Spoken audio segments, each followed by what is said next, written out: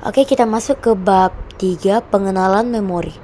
Pengenalan memori. Memori merupakan bagian dari komputer yang berfungsi sebagai tempat penyimpanan informasi yang harus diatur dan dijaga sebaik-baiknya. Memori biasanya disebut juga dengan istilah komputer storage. Komputer memori atau memori merupakan piranti komputer yang digunakan sebagai media penyimpanan data dan informasi saat menggunakan komputer. Nah, di sini ada tahap-tahap hierarki memori. Hierarki memori itu kayak urutan tingkatan kecepatan dan kapasitas penyimpanan di komputer. Mulai dari paling cepat tapi kecil sampai yang paling lambat tapi besar urutannya. Yang pertama, register paling cepat ada di dalam CPU. Yang kedua, cache memory, bantu CPU biar nggak nunggu data lama-lama.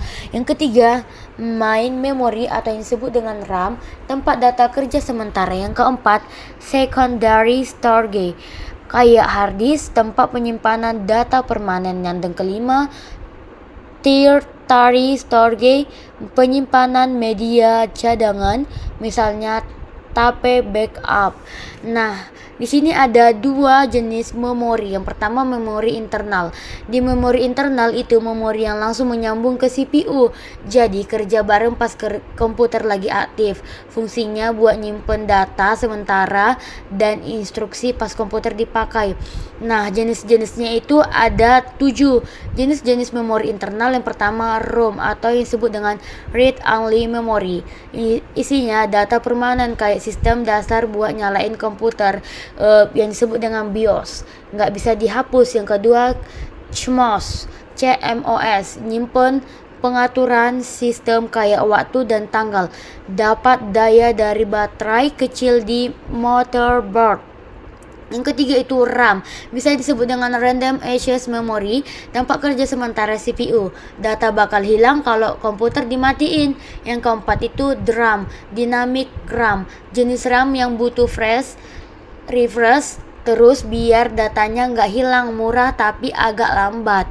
Yang kelima itu CD-RAM, yang disebut dengan Synchronous DRAM, versi lebih cepat dari DRAM karena sinkron sama kecepatan CPU. Yang keenam itu ada DIMM, yang disebut dengan Dual Inline Memory Moduli, bentuk fisik dari RAM yang biasanya kita lihat dari motherboard. Yang ketujuh itu ada cache memory, tempat nyimpen data sementara yang sering dipakai CPU biar akses data lebih cepat. Nah, kita masuk ke pengenalan memori eksternal. Memori eksternal itu tempat penyimpanan di luar CPU, biasanya buat nyimpen data jangka panjang. Contohnya seperti hard disk, flash disk, CD, dan sebagainya.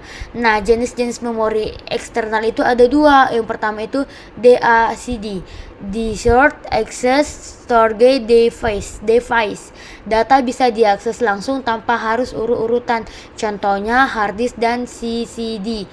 Nah, yang kedua itu ada CACD, Sequential Access Storage Device.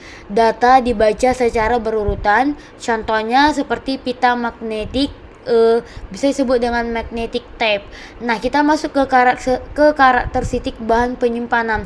Itu ada 3. Yang pertama itu puncher card, kartu jadul yang punya lubang-lubang buat nyimpen data. Dulu banget dipakai di komputer zaman awal. Nah, yang kedua itu magnetic disk, nyimpen data pakai magnetik di permukaan piringan logam, contohnya seperti hard disk. Yang ketiga itu optical disk, nyimpen data pakai sinar laser, contohnya seperti CD, DVD, Blu-ray.